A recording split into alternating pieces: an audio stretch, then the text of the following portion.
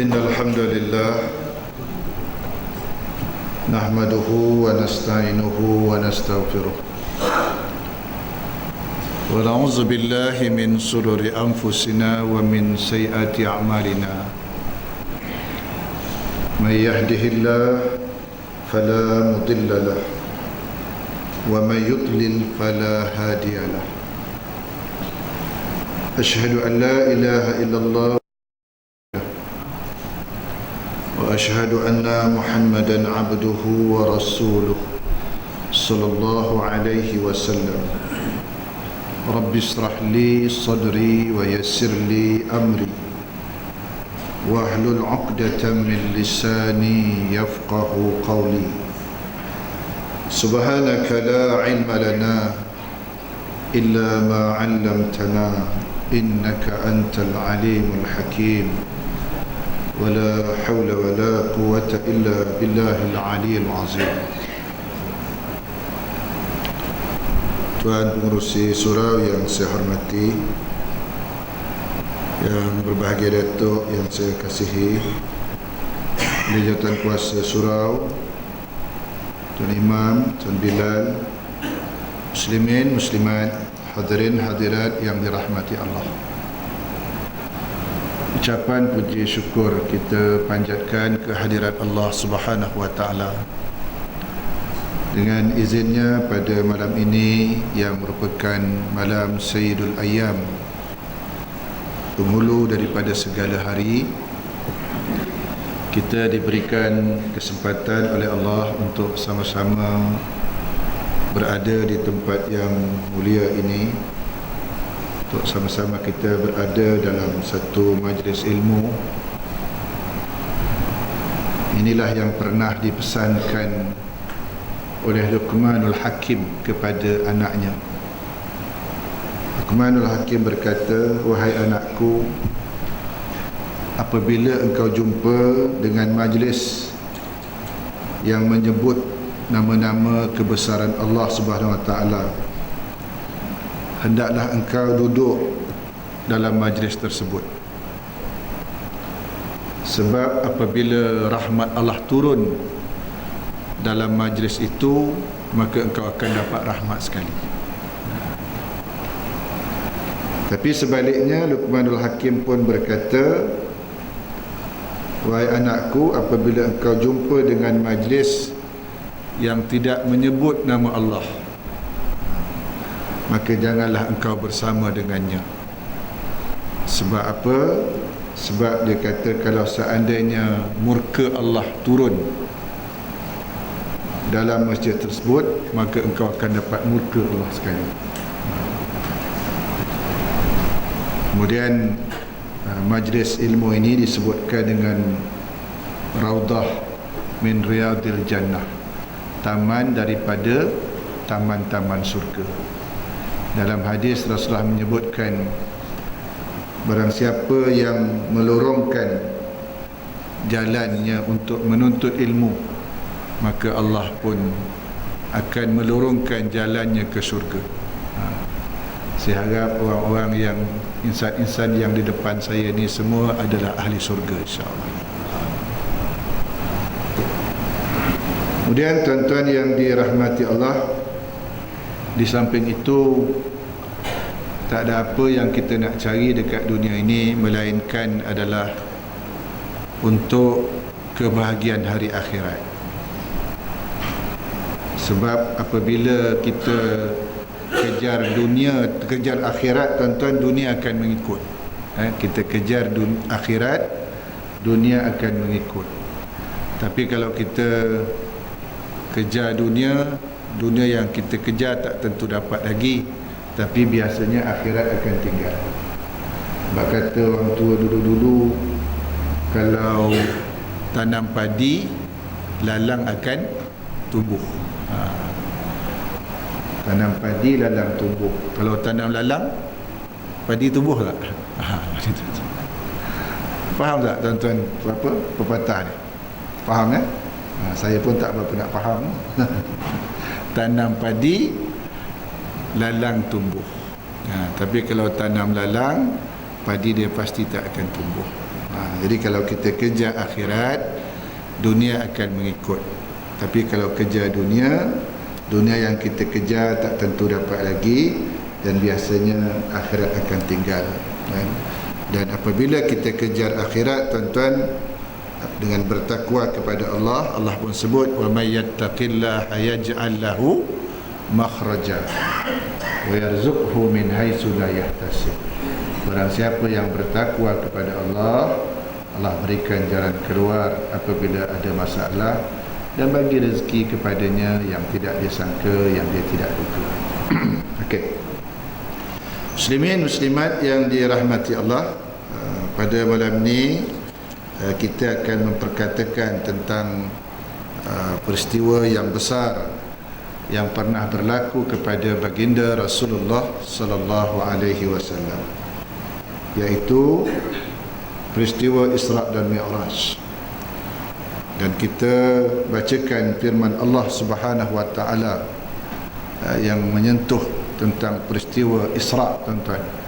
Kalau peristiwa Isra' dan Mi'raj dia Allah sebut dalam surah An-Najmi, dalam surah An-Najmi, tapi peristiwa Isra' ni Allah sebut di dalam surah Al-Isra' ayat 1, di mana Allah Subhanahu wa taala berfirman, a'udzubillahi minasyaitonir rajim, subhanallazi asra bi'abdihi lailan minal masjidil haram ilal masjidil aqsa الذي باركنا حوله لنريه من آياتنا إنه هو السميع البصير. Muslimin muslimat, di dalam ayat Al-Isra' ayat 1 ini Allah memulakan dengan perkataan subhana, maha suci. Tuan-tuan yang dirahmati Allah, apabila Allah Subhanahu wa taala menyebutkan subhana ini, yakni di mana Allah Subhanahu wa taala hendaklah disucikan dengan segala kekurangan. Maknanya Allah ni suci daripada segala kekurangan. Dia adalah maha sempurna, dia adalah maha gagah, dia adalah maha perkasa, dia adalah maha agung. Itu makanya kita manusia, tuan-tuan, tidak boleh kita mengatakan bahawasanya produk ciptaan manusia lebih baik daripada produk ciptaan Allah, kan? Sebab Allah ni dia maha agung, maha kuat, maha perkasa, maha gagah. Tentu produk ciptaannya agung, kuat dan gagah, sempurna. Dan manusia ini sifatnya lemah, manusia ini sifatnya dhaif, serba kekurangan. Tentu produk ciptaan manusia itu dia akan lemah, dia dhaif, dia serba kekurangan. Kemudian yang kedua, tuan-tuan, Allah sebut subhana ni, maha suci ni, dia memberikan satu gambaran, satu peristiwa keajaiban akan dilakukan oleh Allah. Isra' Mi'raj ni, tuan-tuan, Allah yang melakukan. Maknanya kepada baginda Rasulullah sallallahu atas kehendak Allah, kan? Yang kedua, dia memberi satu gambaran tentang satu peristiwa keajaiban akan berlaku. Dan peristiwa ini, tuan-tuan, dia bukan makanan akal fikiran, dia adalah makanan iman. Sebab kalau nak diakalkan memang tak masuk akal, tuan-tuan. Dalam masa satu malam Rasulullah SAW boleh berangkat daripada Mekah sampai ke Palestin, kemudian naik ke langit, patah balik lagi, tuan-tuan, dalam masa satu malam. Kalau nak diakal memang tak masuk akal, sebab dia memang bukan makanan akal, dia adalah makanan iman. Okey, dua. Yang ketiga, Allah sebutkan subhana ini, tuan-tuan, dimulakan dengan subhana ini nak menggambarkan peristiwa yang akan berlaku ni adalah satu mukjizat, kan? Satu mukjizat, mukjizat daripada Allah Subhanahu wa taala. Bagi Allah, tuan-tuan, apabila ianya mukjizat dari Allah, dia mencari adat. Kadang-kadang sesuatu di luar fikiran manusia. Sebagai contoh, api kan sifatnya membakar, tapi dengan mukjizat yang Allah anugerahkan kepada Nabi Ibrahim, di mana Allah perintahkan api, ya nar bardan wa salaman ala Ibrahim. Allah perintahkan api, wahai api, sejuklah engkau dan selamatkanlah Nabi Ibrahim.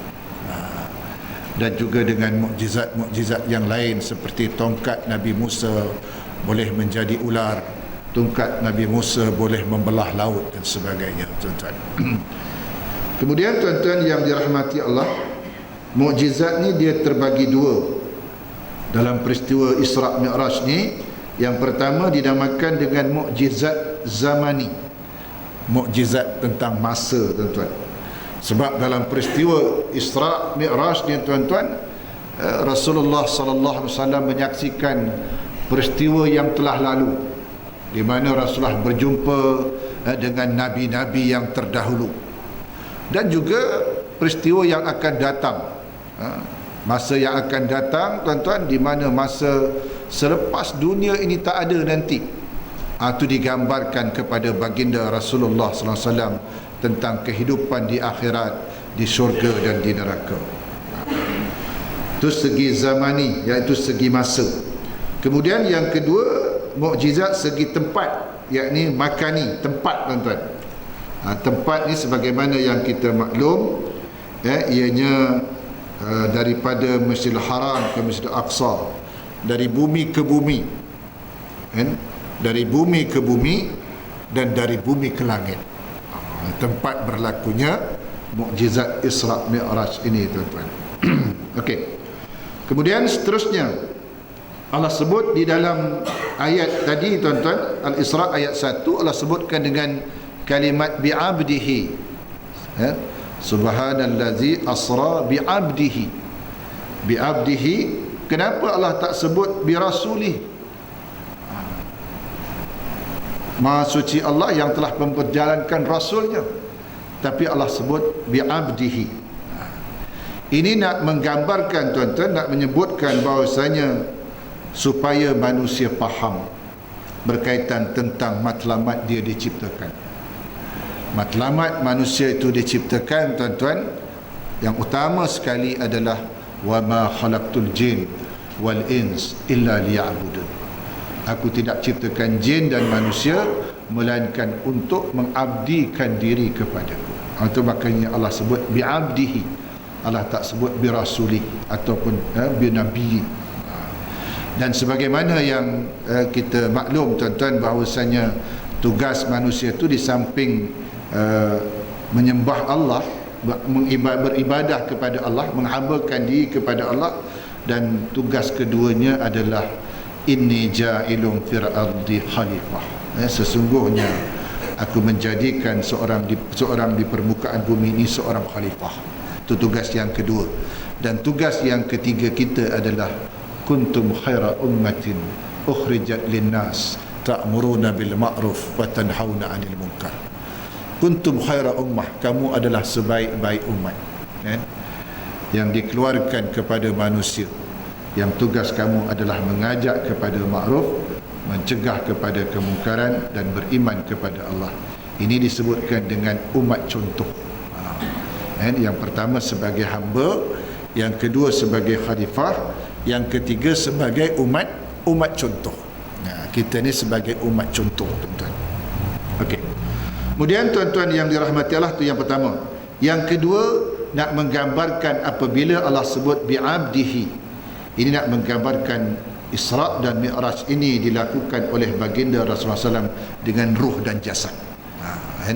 Bukan roh saja, bukan roh saja, tapi roh dan jasad. Sebab apabila sebut kalimat bi'abdihi, hambanya itu, tuan-tuan, takkan roh saja, dia tentulah dengan jasad sekali, dengan roh dan jasad. Dan Rasulullah SAW melakukan peristiwa ini dalam keadaan sedar. Okey. Kemudian yang ketiga, tuan-tuan, kenapa Allah sebut bi'abdihi? Ini menolak kepahaman untuk nak mengangkat darjat kerasulan kepada darjat ketuhanan. Nak mengangkat, sebab ada kepahaman, ada setengah agama lain dia angkat darjat kerasulan itu kepada darjat ketuhanan. Dia apabila Allah sebut bi'abdihi, maknanya hambanya, nak menunjukkan bahawasanya menolak kepahaman untuk nak mengangkat darjat kerasulan itu kepada darjat ketuhanan. Maknanya Allah tetap qul huwallahu ahad Allahus samad lam yalid wa lam yulad wa lam yakul lahu kufuwan ahad. Okey. Kemudian tuan-tuan yang dirahmati Allah, apabila Allah sebut peristiwa ini berlaku daripada Masjidil Haram ke Masjidil Aqsa, ada setengah mengatakan Masjidil Aqsa ni tuan-tuan, Aqsa ni adalah maknanya tempat yang jauh tuan-tuan. Tempat yang jauh, ada mengatakan bukan Masjidil Aqsa yang di Palestin itu, maknanya tempat yang jauh ni merujuk kepada Sidratul Muntaha. Ada mengatakan begitu, tapi pendapat ini tidak popular tuan-tuan. Jadi tuan-tuan, apabila Allah sebut Masjidil Haram, Masjidil Aqsa, ini nak menggambarkan tempat ibadah yang pertama yang Allah Subhanahu Wa Taala yang wujud di atas permukaan bumi ini. Dikatakan Masjidil Haram ni lebih dahulu daripada Masjidil Aqsa, tak silap saya 40 tahun 40 tahun lebih dahulu daripada Masjidil Aqsa, Masjidil Haram ni tuan-tuan. Kemudian Allah sebut kami berkati sekelilingnya. Apabila Allah sebut kalimat berkati di sekeliling ini memberi isyarat kepada daerah kawasan Masjidil Aqsa ni Allah berkati tuan-tuan. Kenapa diberkati? Ulama mengatakan yang pertama diberkati secara ad-diniyah. Kenapa? Kerana di sana ramai nabi-nabi dan rasul-rasul dibangkitkan oleh Allah Subhanahu Wa Taala. Nabi Musa, Nabi Isa, Nabi Sulaiman, kan? Nabi banyak. Itu negeri yang diberkati, kan? Yakni di daerah Palestin itu tuan-tuan. Kemudian yang kedua adalah isyarat nak menunjukkan tentang duniawiyah, di mana bumi ini dikatakan adalah bumi yang subur tuan-tuan. Bumi Palestin ini dan bumi di sekitarnya adalah bumi yang subur, di mana pokok-pokok macam buah anggur, buah zaitun tumbuh dengan suburnya di negeri tersebut. Okey. Kemudian Allah sebut perkataan linuriyahu min ayatina, di mana Allah SWT nak tunjukkan tanda-tanda kebesaran kami. Ni maknanya tuan-tuan, Allah nak tunjukkan, Allah nak tunjukkan kepada Nabi kita Muhammad sallallahu alaihi wasallam. Saya katakan tadi, perjalanan ini adalah perjalanan yang dikehendaki Allah. Maknanya apabila Allah menghendaki, apa pun boleh berlaku. Muslimin muslimat yang dirahmati Allah, di samping itu dikatakan masa berlakunya peristiwa Isra' Mi'raj ini tuan-tuan, Al-Qurtubi menyebutkan setidak-tidaknya dikatakan ada lebih 20 orang sahabat telah merakamkan masa ini dengan bermacam-macam pendapat tuan-tuan. Peristiwa berlakunya ini, maknanya bukan ada mengatakan 27 Rajab saja tuan. Ada yang mengatakan 24 Rajab, ada yang mengatakan bulan Ramadan peristiwa ini berlaku. Kata Al-Qurtubi menyebutkan kenapa disebutkan bermacam-macam masa berlakunya, ini menunjukkan bahawasanya peristiwa ini adalah peristiwa yang besar, sehingga ramai ulama berpendapat, mengemukakan pendapat tentang berlakunya peristiwa ini tuan-tuan. Jadi dia tidak satu masa saja, macam-macam ulama berpendapat masanya berkaitan tentang masa berlakunya peristiwa Isra' dan Mi'raj ini. Tuan-tuan yang dirahmati Allah, di samping itu, sebagaimana yang kita maklum, berlakunya peristiwa ini, tahun tersebut dinamakan dengan Am Al-Huzni. Am Al-Huzni maknanya tahun duka cita, tahun hiba tuan-tuan. Ini perkataan hiba ni dia berasal daripada perkataan hub. Hub maknanya cinta. Tu orang Melayu kata hiba tuan-tuan. Dia berasal daripada perkataan hub, cinta, kerana rasa kasih, rasa cinta baginda Rasulullah SAW kepada dua orang yang menjadi tulang punggungnya dalam menyebarkan agama Allah. Itu yang disebutkan tahun sedih, tahun duka cita, tahun hibur. Sebab Rasulullah cinta kepada dua orang yang menjadi tulang punggungnya dalam menyebarkan agama Allah. Yang pertama, meninggal dunianya Sayyidatina Khadijah isteri kesayangannya, binti Khuwailid, Khadijah binti Khuwailid. Yang kedua, meninggal dunia bapa saudaranya Abu Talib. Jadi tuan-tuan yang dirahmati Allah, ulama mengatakan meninggal Abu Talib itu satu perkara. Satu perkara lagi yang menyedihkan baginda Rasulullah SAW apabila Abu Talib meninggal dunia dengan tidak melafazkan kalimah syahadah. Itu menjadikan betapa pilunya, betapa pedihnya, betapa sedihnya baginda Rasulullah sallallahu alaihi wasallam. Jadi bagi mengubati kesedihan tersebut, tuan-tuan, mengubati kesedihan tersebut, maka Allah Subhanahu wa taala mengundang baginda Rasulullah sallallahu alaihi wasallam untuk melakukan perjalanan, untuk melakukan travel, perjalanan bagi berjumpa, bertemu dengan Allah Subhanahu wa taala. Kemudian tuan-tuan, saya ceritakan berkaitan tentang kronologi peristiwa Isra' dan Mi'raj ini, tuan-tuan. Ini dikutip daripada kitab Jami'ul Fawaid, dalam kitab Jami'ul Fawaid. Dikatakan, tuan-tuan, sebelum berlakunya peristiwa ini, Rasulullah SAW bermalam di rumah ibu saudaranya Ummu Hani.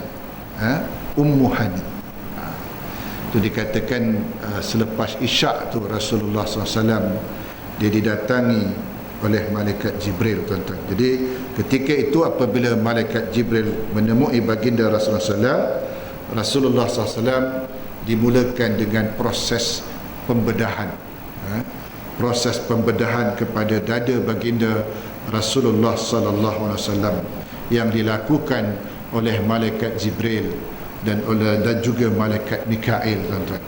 Ini dikatakan, ada riwayat mengatakan 3 kali, tuan-tuan, Rasulullah SAW ini dibedah. Kali yang pertama adalah semasa Rasulullah kecil, ketika dia dipelihara oleh Halimatus Sa'diyah, kan, di perkampungan Bani Sa'ad, kan? Ketika itu Rasulullah dibedah, kan? Dan ini di antara satu kali lagi, cuma ulama sebut kali yang ketiga kali saja, tapi tak sebut satu kali entah masa yang bila. Ini kali yang kedua lah yang setahu kita, yakni di mana malaikat Jibril dan Mikail dikatakan membedah dada baginda Rasulullah SAW dan menyuci hati baginda Rasulullah SAW itu dengan air Zam-Zam, tuan-tuan, kan? Kemudian dia membuang ketulan-ketulan hitam, ketulan hitam yang disebutkan dengan halaqah, kan?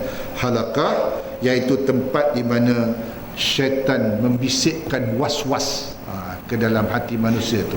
Itu yang dibersihkan, namanya alaqah, yang dibersihkan oleh malaikat Jibril dan malaikat Mikail dengan air Zam-Zam. Ada seorang sahabat, tuan-tuan, di Masjid Rahimah dia kata, "Ustaz, saya ni," dia kata, "mengamalkan sunnah Nabi juga." "Sunnah apa, Syekh?" "Sunnah bedah," dia kata. Sebab saya pernah dibelah juga, Ustaz, dada saya. Tapi bedah dia pasal bypass, tuan. Dia bedah pasal sakit jantung dia. Itu saya kata, "Syekh, Rasulullah ni dia bedah dada dia, malaikat bersihkan hati dia tu. Sebab dalam diri manusia itu ada seketul daging, tempat di mana syaitan mempengaruhi dia, membisikkan was-was." Saya tanya dia, "Masa doktor bedah tu, dia bersihkan tak benda tu?" Saya tanya. Dia kata, "Wallahu alam." Dia kalau bersih tu, hantar ni jadi maksum ni, saya kata. Okey, jadi tuan-tuan yang dirahmati Allah, jadi ada setiap manusia rupanya, ulama mengatakan ada setiap manusia ada ketulan daging hitam yang dinamakan dengan alaqah. Itu tempat di mana syaitan membisikkan was-was, dan itulah yang dibersihkan oleh malaikat malaikat Jibril dan malaikat Mikail. Kemudian dituangkan ke dalam hati Nabi itu, tuan-tuan, hikmah, ilmu dan iman. Ulama kata begitu, dituangkan ke dalam hati hikmah, ilmu dan iman ke dalam dada baginda Rasulullah SAW.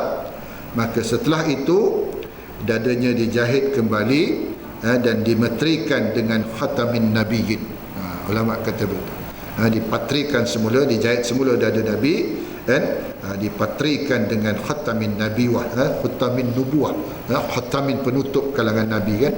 Maka selesai pembedahan ini, maka didatangkanlah, dikatakan, binatang yang bernama Burak. Dan Burak ni tuan-tuan, riwayat mengatakan dia adalah binatang surga, binatang surga yang dikatakan dia lebih tinggi daripada keledai dan lebih pendek daripada bagal. Tu ada ulama kata begitu, tuan-tuan, kan. Dan dia punya langkah binatang ni, sekali langkah ni sesayup mata memandang, sesayup mata memandang. Dia lebih laju daripada kelajuan kelajuan kilat, pergerakan cahaya, bukan kilat. Dia lebih laju daripada pergerakan cahaya. Pergerakan cahaya ni, tuan-tuan, satu saat 180 batu, 186 batu cahaya ni, dia punya pergerakan dia satu saat, bukan satu minit, satu saat 186 batu, tuan-tuan, pergerakan cahaya. Tapi tuan-tuan bayangkan, ada planet ni dikatakan jauhnya 3,000 cahaya, tuan-tuan. 3,000 cahaya, 3,000 tahun. Dia kata 3,000 tahun pergerakan cahaya. Berapa jauhnya tu planet tu daripada kita, tuan. Bayangkan satu saat je 180,000 batu lebih kurang. Bayangkan kalau 3,000 tahun cahaya, tuan-tuan, tu ada planet yang jauh, tuan-tuan. Ni tuan-tuan nak bayangkan betapa jauhnya peristiwa Isra' Mi'raj ini, kan, dilakukan oleh baginda Rasulullah sallallahu alaihi wasallam, kan. Dia naik ke langit-langit Allah Subhanahu wa taala. Okey. Kemudian tuan-tuan yang dirahmati Allah, maka selesai pembedahan tadi, seperti katakan tadi, didatangkanlah Burak, kan, untuk ditunggangi oleh baginda Rasulullah SAW. Maka ketika hendak menunggang Burak ni, Burak ni menggelepar, tuan-tuan, menggelepar, menggelontar, mana tak mahu dia ditunggangi. Lantas ketika itu malaikat Jibril bisikkan kepada telinga Burak ini, yang nak menunggangi kamu ini adalah khatamin nabiyyin, asraqal mursalin, dia adalah seorang rasul utusan Allah. Maka ketika itu malulah, dikatakan, Burak ini berpeluh, sehingga berpeluh badannya kerana malu Burak ini kepada baginda Rasulullah sallallahu alaihi wasallam. Tuan-tuan bayangkan, binatang Burak pun malu kepada Nabi Muhammad sallallahu alaihi wasallam, tuan-tuan. Dia, tuan-tuan yang dirahmati Allah. Dan perjalanan Isra' ni, tuan-tuan, dikatakan Rasulullah SAW diiringi, ditemani oleh malaikat Jibril dan Israfil. Maka tiba di tempat-tempat tertentu, tempat-tempat yang mulia dan bersejarah. Maka dikatakan Rasulullah sallallahu alaihi wasallam diarahkan oleh malaikat Jibril untuk berhenti, berhenti untuk solat 2 rakaat, untuk solat 2 rakaat. Antara tempat-tempat yang diarahkan oleh malaikat Jibril supaya Rasulullah SAW berhenti, tuan-tuan, yang pertama adalah negeri Tayyibah. Tayyibah ni adalah Madinah, adalah Yasrib, tempat di mana baginda Rasulullah SAW akan melakukan hijrah. Pertama.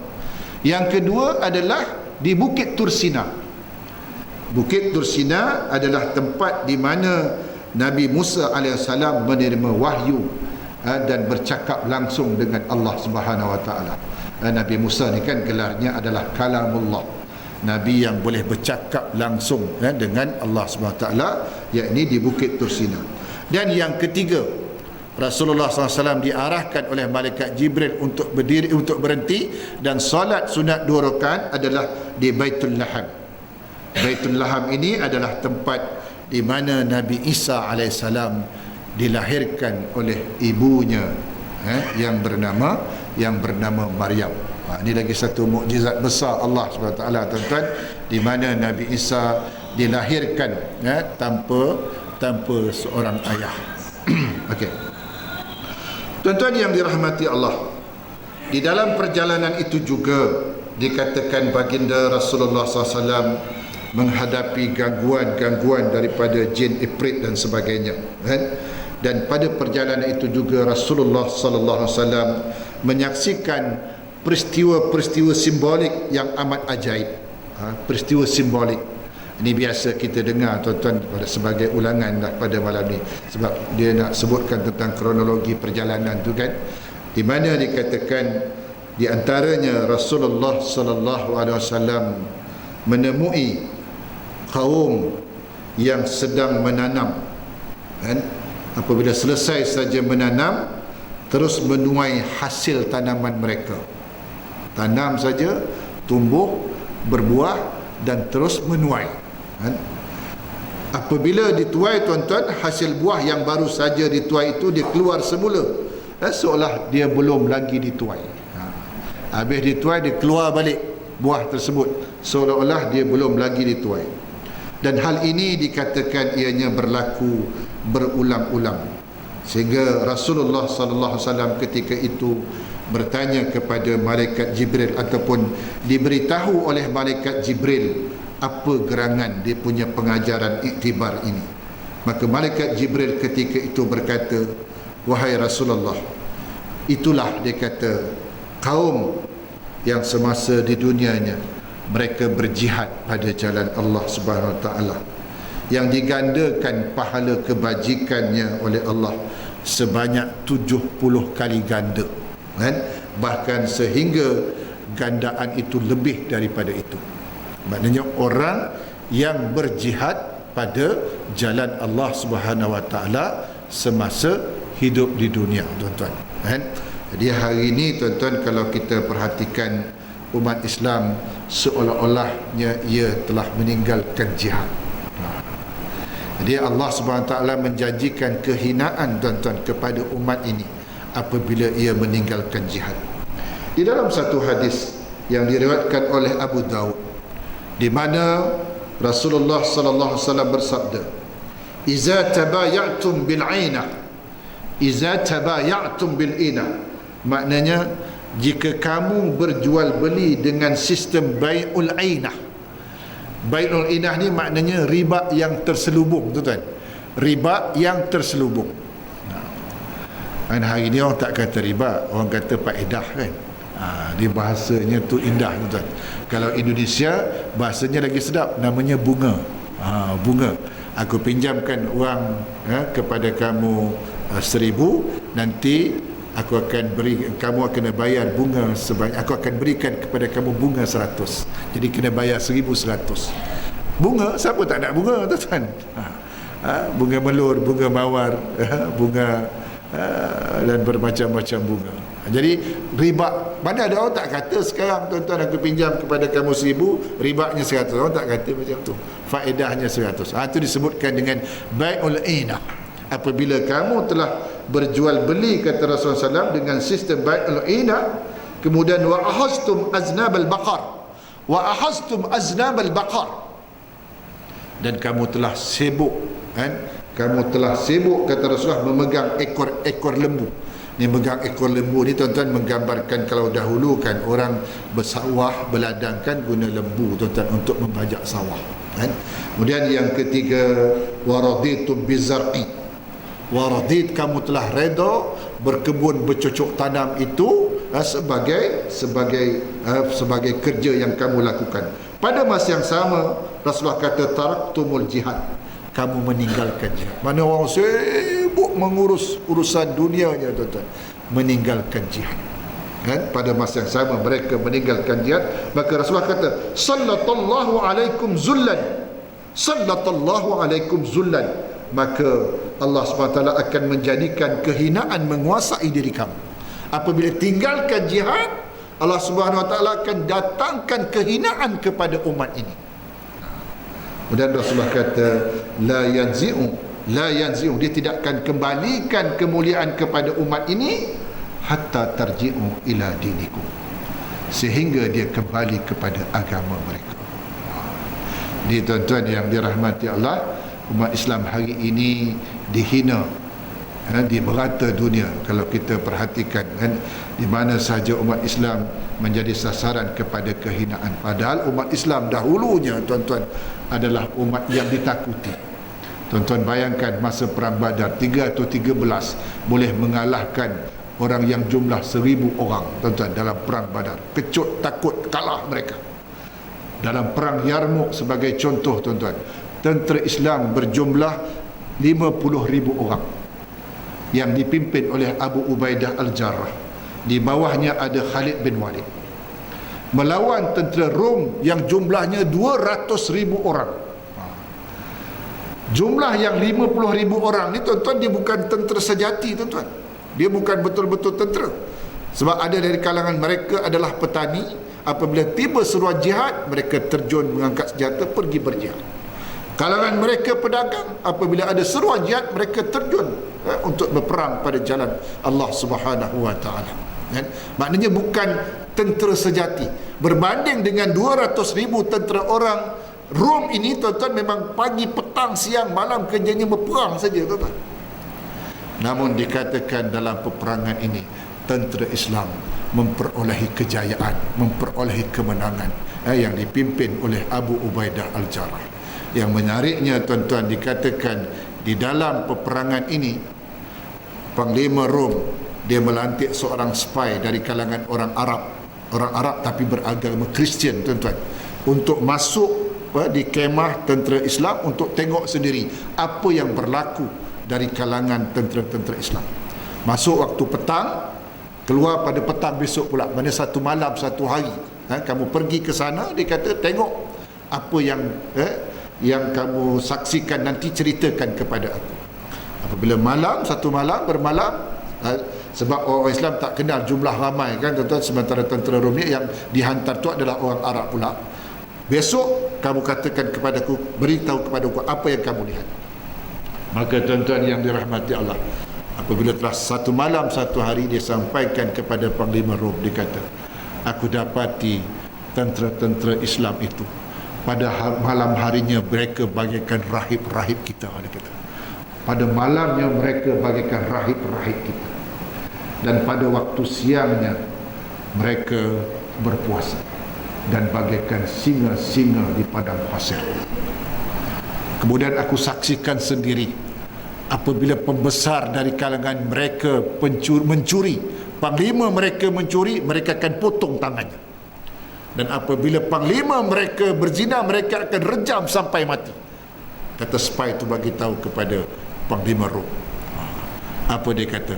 Kalau benarlah sebagaimana apa yang engkau katakan, dia kata, niscaya orang yang ingin memerangi mereka, perut bumi lebih baik daripada punggungnya, dia kata. Maknanya mati lebih baiklah kita kalau nak berperang dengan orang yang macam tu, dia kata. Maknanya tuan-tuan, orang Islam dahulu ditakuti, orang Islam dahulu digeruni.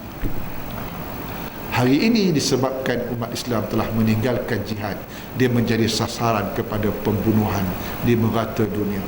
Yang terbaru kalau kita lihat di Afrika Tengah tuan-tuan, bagaimana umat Islam dagingnya diratah mentah-mentah oleh musuh-musuh Islam. Na'udzubillah min syarr. Okey. Ini tuan-tuan yang dirahmati Allah, itu yang pertama. Kemudian tuan-tuan yang dirahmati Allah, yang keduanya, di mana Rasulullah SAW dikatakan diperlihatkan tempat yang berbau harum. Maka Rasulullah SAW diberitahu oleh Jibril, itu adalah baunya kuburnya Masyitah. Siapa Masyitah? Masyitah adalah tukang sikat rambut anak Fir'aun semasa bersama suaminya dan anaknya, termasuk bayi yang dapat bercakap, untuk menguatkan iman ibunya, dan dia dibunuh oleh Fir'aun kerana dia tidak mau menyembah Fir'aun. Dia tak mau menyembah Fir'aun dan hanya menyembah Allah Subhanahu wa taala. Ini gambaran yang diperlihatkan kepada baginda Rasulullah SAW, di mana orang dahulu sanggup mengorbankan nyawa satu-satunya untuk mempertahankan iman, untuk mempertahankan akidahnya. Dan inilah yang dilakukan oleh kalangan sahabat Nabi sallallahu alaihi wasallam, Bilal bin Rabah. Bagaimana tuan-tuan menderita, diancam, diletakkan batu besar, bahkan wanita yang pertama syahid, tuan-tuan, namanya adalah Sumayyah. Kemaluannya ditombak oleh Abu Jahal, tuan-tuan, kan?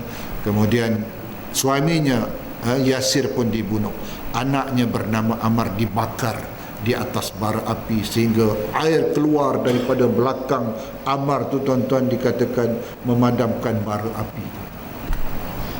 Tapi dikatakan setelah Islam telah mendapat kejayaan, satu ketika Ammar dibuka baju, tuan-tuan, maka Umar bin Khattab melihat parut bekas bakaran itu. Maka Umar tak tahan, membendung air matanya, mengalirkan air matanya.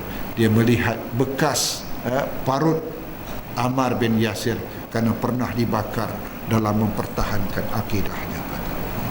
Okey, kemudian seterusnya yang ketiga, sekumpulan orang yang sedang memecahkan kepala mereka.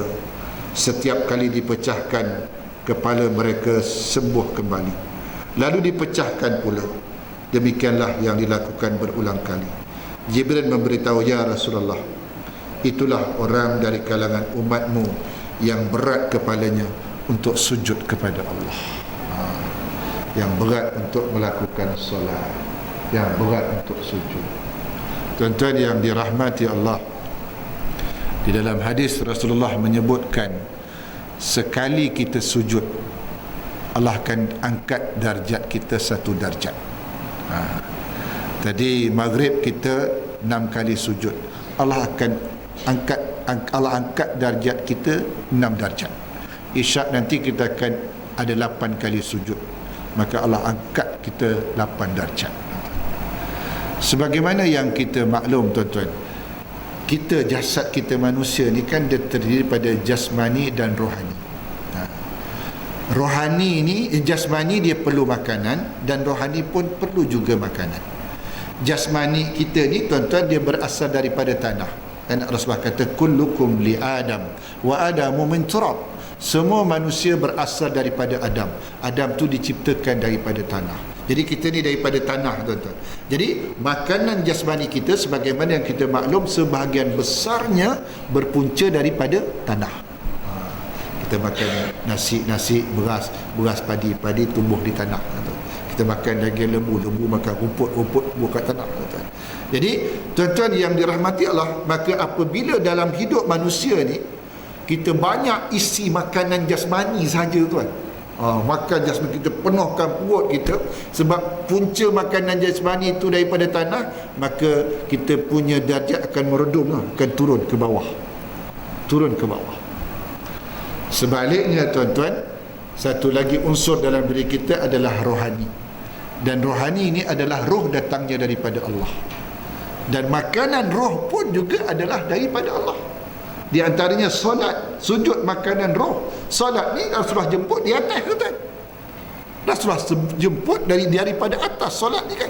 Jadi rupanya ulama kata, kalau kita banyak memberi makanan kepada rohani kita, dengan banyak sujud, dengan banyak berpuasa, dengan banyak duduk dalam majlis ilmu, maka martabat kita, darjat kita, dia makin tinggi, makin diangkat, makin tinggi oleh Allah Subhanahu Wa Taala. Okey. Jadi tuan-tuan yang dirahmati Allah, orang yang ambil batu hampuk kepada dia pecah tadi, kemudian jadi balik, siapa? Mereka yang berat kepalanya untuk sujud kepada Allah Subhanahu Wa Taala. Kemudian seterusnya, sekumpulan orang yang hanya menutup kemaluan mereka, qabul dan dubur, dengan secebis kain. Mereka dihalau seperti binatang ternak. Mereka makan bara api dan batu daripada neraka Jahannam. Kata Jibril, itulah orang-orang yang tidak mengeluarkan zakat harta mereka. Orang yang kedekut mengeluarkan, membelanjakan harta mereka pada jalan Allah Subhanahu Wa Taala. Jadi tuan-tuan yang dirahmati Allah, ada hadis dalam Tanbihul Ghafilin disebutkan, orang yang pemurah ni, tuan-tuan, orang yang pemurah ni, pemurah yang rajin bersedekah ni, dia tak ubahnya bagaikan satu pokok.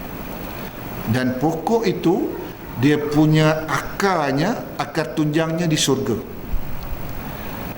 dan dahannya dia menjulur ke bumi. Syurga di atas, kan? Syurga bukan di bawah, syurga di atas. Dia menjulur ke bumi. dan barang siapa yang pegang dahannya maka dia akan ditarik ke syurga.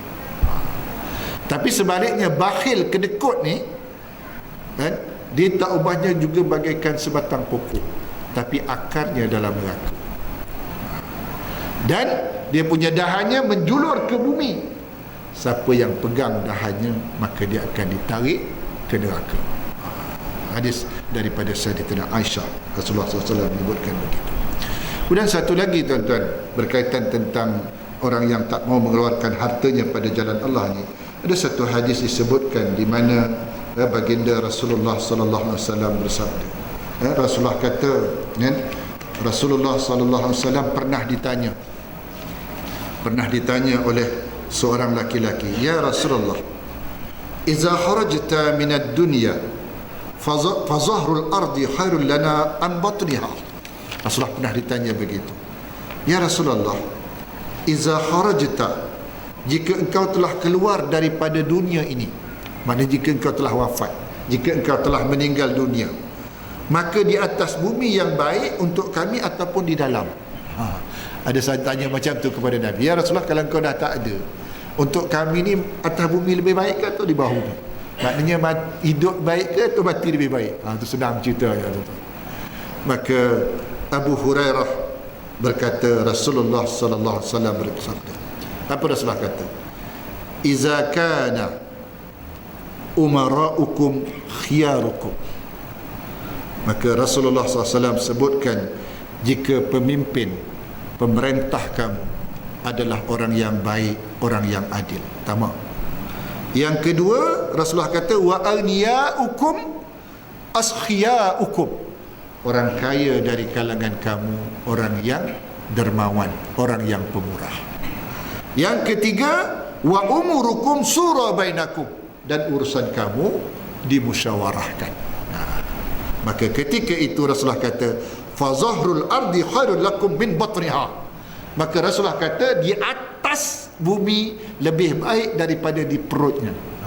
Kalau seandainya pemerintah kamu adil, satu. Yang kedua, orang kaya kamu pemurah. Yang ketiga, urusan kamu dimusyawarahkan, maka di atas bumi lebih baik daripada di dalam perutnya. Tapi sebaliknya Rasulullah kata, "Iza kana umara'ukum sirarukum."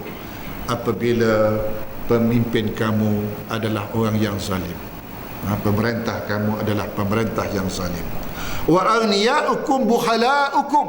Orang kaya dari kalangan kamu orang yang kedekut, orang yang bakhil. "Wa umurukum ila nisaikum." Dan urusan kamu itu diserahkan kepada wanita. Rasulullah kata. Maka ketika itu, "Fa batnul ardi khairul lakum min zahriha." Maka Rasulullah kata, masa tu di bawah lebih baik daripada ke atas. Apabila kamu diperintah oleh pemimpin yang zalim, pertama. Yang kedua, apabila orang kaya dari kalangan kamu kedekut, bakhil, kikir, dan apabila urusan diserahkan kepada wanita. Di mana satu yang berkuasa ni suami dia ke isteri dia, kan? Maknanya dalam rumah tangga, kan? Contohnya suami yang jadi pemimpin ke isteri yang pemimpin, kan? Padahal Al-Quran kata ar-rijalu qawwamuna 'alan nisa. Orang lelaki pemimpin bagi orang perempuan. Sebab apa orang lelaki pemimpin bagi perempuan? Sebab lelaki ni memang ada kelebihan untuk jadi pemimpin secara fitrahnya, tuan-tuan. Ada berapa kelebihan kita orang lelaki banding orang perempuan sehingga kita jadi pemimpin? Ada 4 ulama kata setidak-tidaknya. Yang pertama, orang lelaki ni dia punya fizikal, tuan-tuan, dia lebih kuat daripada orang perempuan. Betul tak? Itu secara fitrahnya. Itu makanya tuan-tuan, kalau isteri saya, isteri kita, dia kata dia nak riadah, dia nak bersukan, lalu dia pilih sukan angkat berat, tuan-tuan setuju tak? Isteri tuan-tuan nak pilih sukan angkat berat, apabila dah angkat berat pergi gym, kan, dia punya otot dah timbul-timbul. Salah hemat, malam hari kita kena balik, tuan-tuan. Pertama. Yang kedua, apa kelebihan kita? Ni akal. Sebab orang lelaki ni Allah anugerahkan 9 akal, 1 nafsu. Orang perempuan 9 nafsu, 1 akal. Maka itu orang lelaki dia lebih rasional, orang perempuan lebih emosional. Itu makanya tuan-tuan, kepada orang perempuan ni lelaki ni 9 akal 1 nafsu, orang perempuan 9 nafsu 1 akal, maka itu dalam Islam hak talak dibagi kepada orang lelaki ke orang perempuan? Kepada orang lelaki-lelaki. Kalau 9 nafsu 1 akal talak dibagi kat orang perempuan, kita ni duda semua tu. Hari-hari dia talak kita, tuan. Sikit dia talak you, dia kata. Tu kelebihan yang kedua. Kelebihan yang ketiga, orang lelaki berbanding perempuan segi agama tu, tuan. Sebab orang perempuan ada masanya tak boleh solat, ada masanya tak boleh puasa. Dia ada uzur syar'i. Kita lelaki ada uzur, mana ada uzur. Dan kelebihan yang keempat adalah segi nafkah. Mana dalam rumah tangga, nafkah adalah tanggungjawab suami. Walaupun suami gaji 2,000, isteri gaji 20,000, tuan-tuan, nafkah dalam rumah tangga mesti tanggungjawab suami juga. Dan kita tak boleh, tuan-tuan, jangan isteri kita gaji 20,000, kita kata rumah awak bayar, kereta pun awak bayar, sebab awak gaji 20,000. Belanja anak sekolah pun awak bayar. Habis dia bayar apa? Jadi tuan-tuan, tak boleh dikatakan suami meletakkan supaya isteri bayar tu bayar ni, tak boleh. Tapi kalau atas atas kerelaan, itu tidak ada masalah lah, tuan-tuan. Maknanya isteri pun faham-faham lah, apabila dia keluar rumah untuk bekerja, maknanya suami dia berkorban, tuan-tuan. Jadi dia bantu ekonomi keluarga atas kerelaan. Okey, kita balik pada tadi, tuan-tuan. Kemudian Rasulullah SAW juga dikatakan dia bertemu dengan satu kaum lelaki dan perempuan yang memakan daging yang mentah, yang busuk, sedangkan daging yang masak ada di sisi mereka. Maka kata Jibril, itulah lelaki dan perempuan yang melakukan zina dengan lelaki dan perempuan lain, sementara dia ada suami, dia ada isteri. Maknanya lelaki pezina, perempuan pezina. Maknanya dia ada daging yang masak, tapi dia ambil daging yang mentah, tuan-tuan. Dan inilah yang menakutkan kita pada hari ini berlaku, tuan-tuan, kan? Kita baca di internet, tuan-tuan, hari ini kalau kita tengok berapa belas orang yang berlaku rogol, 38 orang lah. 38 orang rogol, seorang ke 2 orang? 2 orang. Dan pada masa yang sama di Miri, Sarawak pun berlaku juga rogol, tuan-tuan. Allahu Akbar. Maknanya jenayah dia begitu menakutkan hari ini, tuan-tuan, berlaku. Tuan-tuan, dan hati-hati, saya nak ingatkan tuan-tuan, orang perempuan lah, terutama kalau bawa kereta pada waktu malam, maknanya di stesen-stesen minyak tu hati-hati. Maknanya kena kunci kereta tu masa keluar nak bayar. Sebab banyak berlaku, tuan-tuan, kan, masa kita pergi bayar tu, dia masuk dalam kereta kita. Orang empat ni masuk, kemudian kita jalan, dia pun todong. Sekarang dia main potong daging badannya lah, dia potong badan dia. Sebab ada permintaan berkaitan tentang anggota tubuh badan orang sekarang, mungkin buah pinggangnya apa semua, itu berlaku, kan? Maknanya jenayah berlaku berleluasa, tuan-tuan. Na'udzubillah min dzalik. Kemudian disebutkan juga lelaki yang berenang dalam sungai darah dan melontarkan batu. Kata Jibril, itulah orang yang makan riba, kan? Orang yang bai'ul inah tadi, tuan-tuan, makan riba. Lelaki yang menghimpunkan seberkas kayu, kan, yang tak terdaya dia memikulnya, ditambah lagi dengan kayu yang lain. Kata Jibril, itulah orang yang tak dapat menunaikan amanah tapi masih meminta jawatan. Kan? Amanah jawatan yang dah ada tu tak terpikul, kan, tapi nak minta jawatan lain. Jadi digambarkan begitu, tuan-tuan. Itulah nak menggambarkan tamaknya manusia ini, untuk nak duduk dalam jawatan-jawatan, tuan-tuan. Okey, kemudian satu kaum yang sedang menggunting lidah dan bibir mereka dengan gunting besi berkali-kali. Setiap digunting lidah itu akan keluar semula. Kata Jibril, itulah orang yang membuat fitnah. Mereka yang mengatakan sesuatu yang dia sendiri tidak melakukan. Dia cakap, ni kalangan ustaz, tuan-tuan, kalangan pendakwah, tuan-tuan, dia cakap tapi dia sendiri yang tak buat. Itu yang Allah sebut dalam Al-Quran, kan? La taqulu ma la taf'alun. Jangan kamu katakan sementara kamu tidak melakukan. Kabura maqtan 'indallahi an taqulu ma la taf'alun.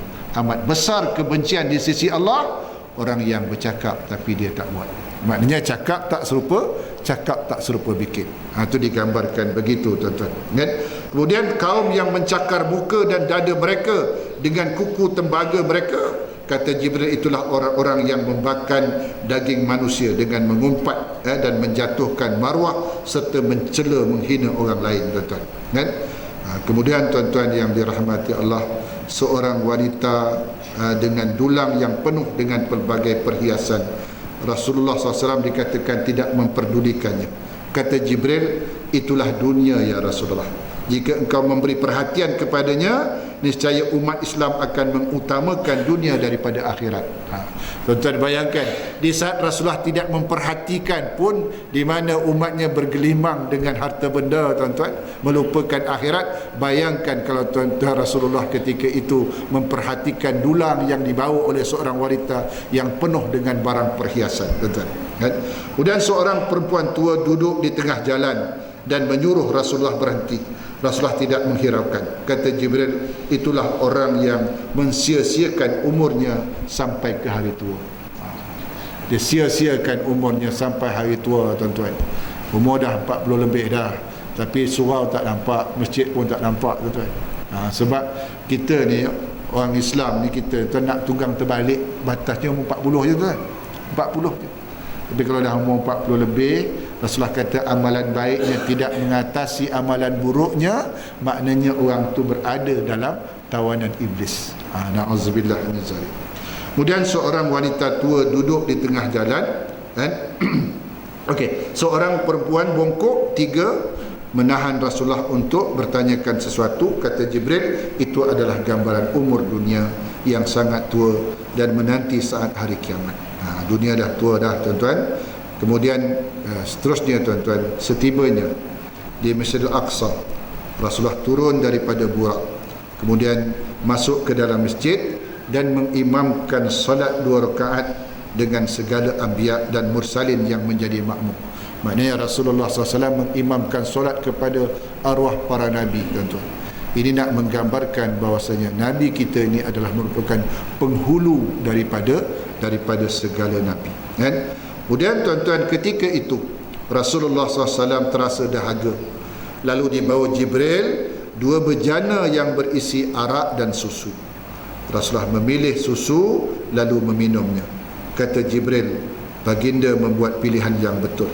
Jika arak itu yang dipilih, niscaya ramai umat baginda akan menjadi sesat. Rasulullah kata, Jibril kata, kalau kamu pilih arak, maka sesatlah umatmu, wahai Muhammad. Tapi kalau kita lihat hari ini, tuan-tuan, di saat Rasulullah memilih susu pun, minuman fitrah pun, berapa ramai umat Nabi SAW yang tunggang langgang hari ini, tuan-tuan, disebabkan memperturutkan hawa nafsu. Kemudian tuan-tuan yang dirahmati Allah, maka selepas itu Rasulullah SAW meneruskan perjalanannya, Mi'raj. Mi'raj ni maknanya tangga, tuan-tuan. Mi'raj ni maknanya tangga, yakni tangga yang indah daripada syurga. Rasulullah SAW dan Jibril naik ke atas tangga yang pertama, lalu terangkatlah ke pintu langit dunia, yang disebutkan dengan pintu Hafzah, langit pertama. Lalu Rasulullah SAW dan Jibril masuk ke langit pertama, lalu berjumpa dengan Nabi Adam AS. Kemudian dapat melihat orang-orang yang makan riba dan harta anak yatim, dan melihat orang yang berzina, yang rupa dan melakukan, orang yang mukanya sangat hodoh dan buruk, dan pezina lelaki bergantung di atas susu pezina wanita. Na'udzubillah min zalik. Itu yang langit pertama. Rasulullah SAW dikatakan berjumpa dengan Nabi Adam alaihissalam, tuan-tuan. Jadi kenapa Nabi Adam? Maka ulama mengatakan ini supaya Nabi menyedari bahawasanya agar balik ke pangkal jalan, mengetahui bahawasanya Adamlah asalnya. Saya katakan tadi, kullukum li Adam wa Adamu min turab. Mana supaya Rasulullah SAW menyedari supaya tentang asal usulnya, daripada Adam, dan Adam itu diciptakan daripada tanah. Kemudian langit yang kedua, Rasulullah menaik bersama Jibril, lalu masuk dan bertemu dengan Nabi Isa dan juga Nabi Yahya alaihissalam. Langit yang ketiga, Rasulullah bertemu dengan Nabi Yusuf alaihissalam, kan? Langit yang keempat, Rasulullah SAW dikatakan bertemu dengan Nabi Idris alaihissalam. Langit yang kelima, Rasulullah SAW bertemu dengan Nabi Harun. Langit yang keenam, Nabi SAW bertemu dengan Nabi Musa alaihissalam. Dan langit yang ketujuh, tuan-tuan, Rasulullah SAW ketika itu bertemu dengan Nabi Ibrahim alaihissalam. Nabi Ibrahim alaihissalam ketika itu sedang bersandar di Baitul Ma'mur. Baitul Ma'mur ni, tuan-tuan, adalah tempat di mana malaikat tawaf. Dia bertentangan dengan Baitullah yang ada di bumi. Maksudnya di bawah tempat orang Islam bertawaf adalah di Kaabah. Di atas tempat di mana malaikat bertawaf adalah namanya Baitul Ma'mur. Dan Baitul Ma'mur ni, tuan-tuan, riwayat mengatakan pada satu hari masuk 70,000 malaikat untuk bertawaf. Satu hari. Besok masuk pula malaikat lain 70,000. Lusa masuk pula malaikat 70,000, tuan-tuan. Jadi setiap hari, tuan-tuan, 70,000 malaikat masuk bertawaf. Ini nak menggambarkan malaikat ni adalah makhluk yang paling banyak yang diciptakan oleh Allah SWT. Maka di atas langit-langit sana, tuan-tuan, dikatakan tak ada ruang sebesar ini pun, tidak ada ruang sebesar ini pun tempat di mana tidak ada malaikat sujud kepada Allah SWT. Tak ada ruang sebesar ni yang ruang, tuan-tuan. Dalam 7 lapis langit, tuan-tuan, yang sebesar itu tak ada sebesar ini pun ruang. Maka dikatakan dipenuhi semua dengan malaikat yang rukuk sujud kepada Allah Subhanahu wa taala. Allahu akbar.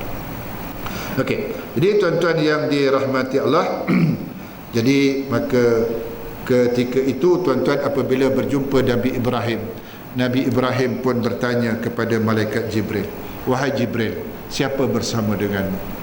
Maka Jibril berkata, "Yang bersama denganku adalah Muhammad, utusan Allah Subhanahu wa taala." Maka ketika itu Nabi Ibrahim pun berkata kepada Nabi sallallahu alaihi wasallam, "Wahai Muhammad, pesan aku kepada umatmu, tanamlah pokok di dalam surga. Sebab surga itu kawasannya lapang, tanahnya subur." Lantas Rasulullah bertanya kepada Nabi Ibrahim AS, "Bagaimanakah caranya menanam pokok dalam surga, wahai Nabi Ibrahim?"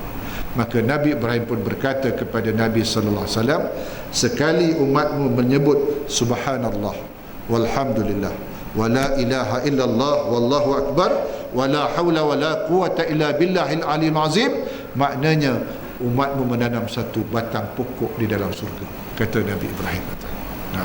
Jadi kalau sehari, tuan-tuan, kita sebut subhanallah walhamdulillah 100 kali, maknanya kita menanam 100 batang pokok di dalam surga. Allahu akbar. Kemudian, tuan-tuan yang dirahmati Allah, seterusnya dikatakan Rasulullah menaiki tangga ke-8. Di sinilah yang disebutkan dengan Al-Kursi, kan? Yang dikatakan berbetulan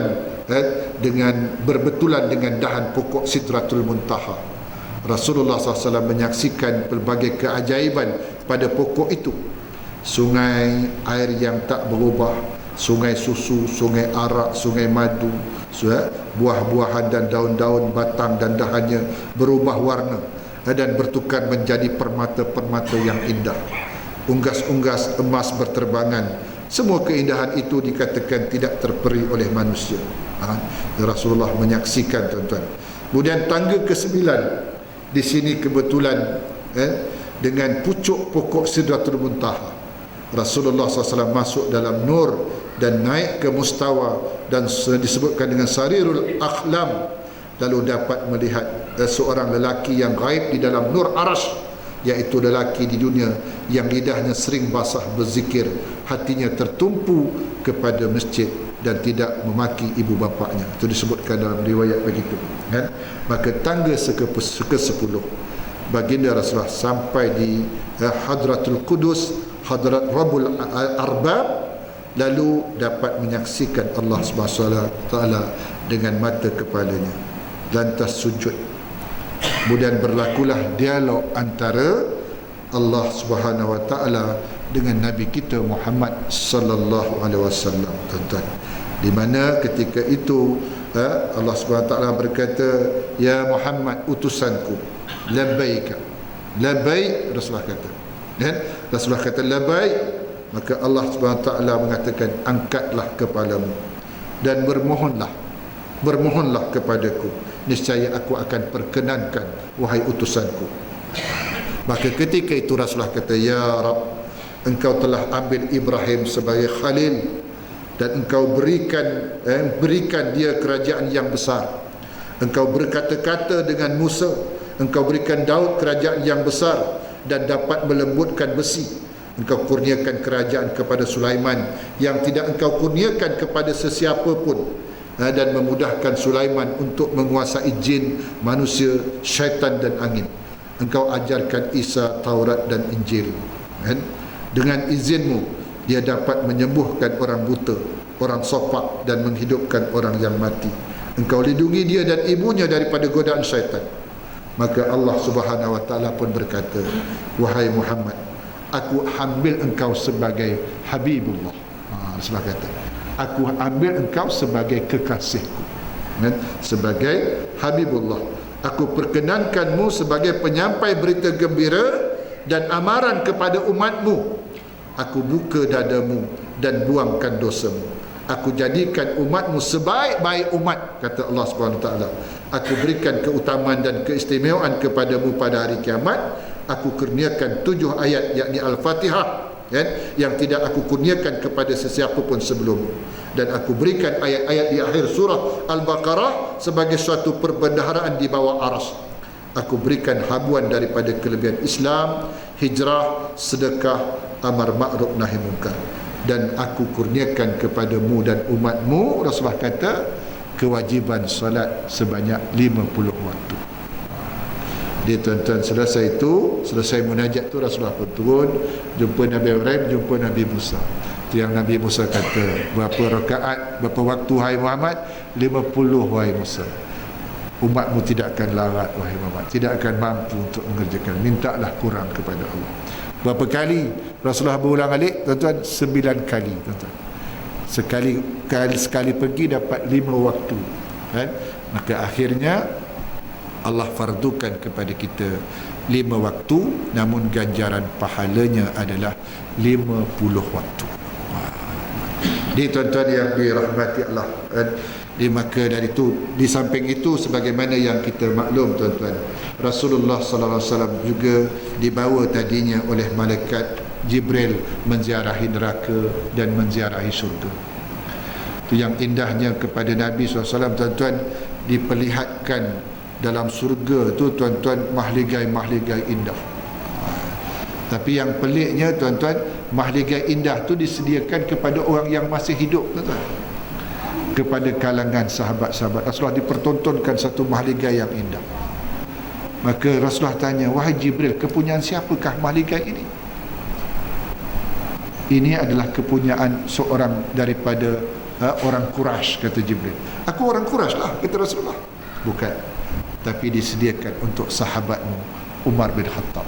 Tuan-tuan bayangkan, Umar bin Khattab masih hidup di dunia, tapi mahligai untuk dia dah siap dah dalam syurga. Untuk kita mahligai tak siap lagi, tuan-tuan. Untuk saya, untuk kita tak siap lagi. Sekarang ni malaikat sedang ambil kontraktor untuk sediakan mahligai kita dalam surga, tuan-tuan. Sebab kita tengah buat, sedang bagi bagi bahan-bahan kepada malaikat, tuan-tuan. Apa bahan mahligai itu? Zikrullah. Bahannya solat 5 waktu, bahannya solat berjamaah, bahannya zakat, bahannya sedekah. Itu adalah bahan-bahan mahligai yang dipersiapkan malaikat sebagai kontraktornya, yang dibuat untuk kita dalam surga. Sekarang ni tak siap lagi. Bila siap? Apabila kita mati nanti, tuan, baru siap. Apabila kita mati, itu menunjukkan mahligai kita dah siap, insya-Allah. Tapi untuk Umar bin Khattab, tuan-tuan, dia masih hidup di dunia, mahligai untuknya dah siap. Allahu Akbar. Itu yang Rasulullah SAW apabila turun, apabila satu ketika Rasulullah SAW bersama dengan Umar bin Khattab, lantas bercerita kepada Umar, Umar, ketika aku dibawa oleh malaikat Jibril menzahari surga, aku dapati suatu mahligai yang begitu indah. Lantas aku tanyakan kepada malaikat Jibril, kepunyaan siapakah itu wahai Jibril? Maka Jibril berkata, ini kepunyaanmu wahai Umar. Ketika itu kata Nabi SAW, aku nak cuba masuk untuk meninjau apa yang ada di dalamnya, tapi aku malu, kata Rasulullah, sebab orang yang punya tak masuk lagi. Maka ketika itu Umar bin Khattab semak, kata, tak mampu dia membendung air matanya. Maka dia berkata, ya Rasulullah, dia kata, kenapa kau tak masuk? Dia kata, aku jadi Umar seperti ini kan kerana engkau, kerana Islam yang engkau bawa, kerana tarbiyah yang engkau berikan kepadaku, sehingga aku jadi Umar seperti ini. Ya Rasulullah, sebelum aku Islam, aku pernah menghunus pedang ingin memancung lehermu, ya Rasulullah. Allah. Indahnya tuan-tuan, Umar masih ada di dunia, tapi mahligai untuknya sudah disediakan di dalam surga. Allah. Kemudian sebagaimana yang kita maklum tuan-tuan, Rasulullah SAW juga diperlihatkan nar, diperlihatkan neraka. Itu yang Rasulullah kata, aku dipertontonkan, diperlihatkan neraka, tapi malangnya aku dapati isi dalam neraka itu kebanyakannya adalah wanita. Wanita ya Rasul, ya wanita. Orang lelaki pun tak sedikit juga Rasulullah kata, tapi yang lebih banyak adalah wanita. Kenapa wanita? Sebab ramai dari kalangan wanita ni, kata Rasulullah SAW, dia tidak taat kepada suaminya. Rasulullah kata macam tu. Tapi tentulah muslimat kan, nak taat dengan suami ni boleh lah, tapi suami yang macam mana pula kan? Kalau suami itu derhaka kepada Allah, macam mana kita nak taat? Sebab Rasulullah pun peringatkan, la ta'ata fi makhluk fi maksiatil khaliq. Kamu tak boleh taat kepada makhluk dalam melakukan maksiat kepada Allah Subhanahu wa taala. Okey, di muslimin muslimat yang dirahmati Allah, sebagaimana yang kita maklum, saya nak sebagai kesimpulannya pada malam ni tuan-tuan, apabila Rasulullah turun daripada Isra' Mi'raj ni, Rasulullah sampaikan kepada Ummu Hani berita ni. Maka Ummu Hani kata, jangan kau sampaikan ya Rasulullah kepada orang-orang Quraisy ini, niscaya engkau akan diejeknya. Rasulullah kata, aku tetap akan menyampaikan. Kemudian Rasulullah SAW berjumpa dengan Abu Jahal. Abu Jahal kata, ada berita baru ke? Abu Jahal tanya macam tu. Ada khabar baru ke? Dia kata, ada. Aku malam tadi baru saja pergi Isra', maknanya baru saja pergi ke Masjidil Aqsa. Tak apa, aku panggil orang. Kata Abu Jahal, aku panggil orang Quraisy. Maka dipanggillah orang-orang Quraisy, tuan-tuan. Rasulullah cerita, maka di tangan mereka dikatakan ada yang bersiul-siul, yang bunyi hui hui hui hui macam tu tuan, sebab mengejek baginda Rasulullah sallallahu alaihi wasallam. Sebab apa? Sebab yang diceritakan oleh Nabi ni memang tidak masuk akal mereka. Memang tak masuk. Tu ada kalangan mereka yang ada yang murtad pun tuan-tuan apabila dengar cerita yang disampaikan oleh Nabi sallallahu alaihi wasallam. Namun sikap yang paling indah adalah sikap Abu Bakar As-Siddiq. Apabila ditanyakan kepada Abu Bakar, kamu percaya ke apa yang diceritakan oleh sahabatmu itu Muhammad? Apa Abu Bakar kata? Kalau Muhammad yang berkata, lebih daripada itu aku percaya. Inilah yang sepatutnya kita menjadi insan yang seperti ini tuan-tuan, kan? Dia katakan ada 3 golongan, kan? Ketika menyambut Rasulullah menyampaikan peristiwa Isra' Mi'raj ni tuan-tuan, maknanya orang yang menolak. Ini adalah Abu Jahal dan konco-konconya. Yang ketiga orang yang ragu-ragu tuan-tuan. Ragu-ragu. Maknanya ya ke tidak ni? Kalau kata tidak, Rasulullah boleh cerita bagaimana berapa tiang Masjidil Aqsa, dan boleh cerita bahawasanya ada orang kafilah dalam perjalanan nanti akan sampai, untanya sekian, dia bawa barang sekian, dia akan yang di depannya adalah unta berwarna putih. Betul apa yang Rasulullah kata itu. Ini orang yang atas pagar tuan-tuan. Orang yang atas pagar, maknanya dia ragu, sama ada ya atau tidak. Tapi yang ketiga adalah Abu Bakar, sami'na wa ata'na. Kalau Muhammad yang berkata lebih daripada ini, aku percaya. Lebih jauh daripada itu perjalanannya, aku percaya. Sebab aku dah bergaul dengan dia sekian lama. Dia adalah Al-Amin, orang yang dipercayai. Jadi di tiga sikap inilah tuan-tuan orang yang menerima Islam hari ini. Yang pertama yang menolak Islam 100%. Yang kedua yang ragu-ragu. Yang ketiga adalah orang yang seperti Abu Bakar As-Siddiq. Harap-harap kita masuklah kelompok seperti Abu Bakar As-Siddiq yang sami'na wa ata'na terhadap semua apa yang diturunkan oleh Allah Subhanahu wa taala.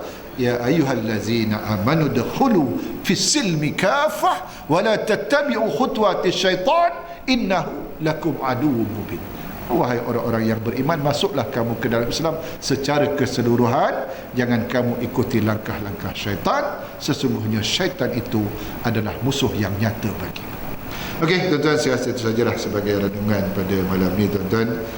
Minta maaf banyak-banyak kalau tidak memenuhi kehendak tuan-tuan apa yang saya sampaikan ini, dan kita tangguh dengan tasbih kafarah dan suratul Asr. Subhanakallahumma wa bihamdika asyhadu an la ilaha illa anta astaghfiruka wa atubu ilaik. Bismillahirrahmanirrahim. Wal 'asr innal insana lafi khusr illa alladhina amanu wa 'amilus shalihat wa tawassaw bil haqq wa tawassaw billahi taufiq wal hidayah. Assalamualaikum warahmatullahi wabarakatuh.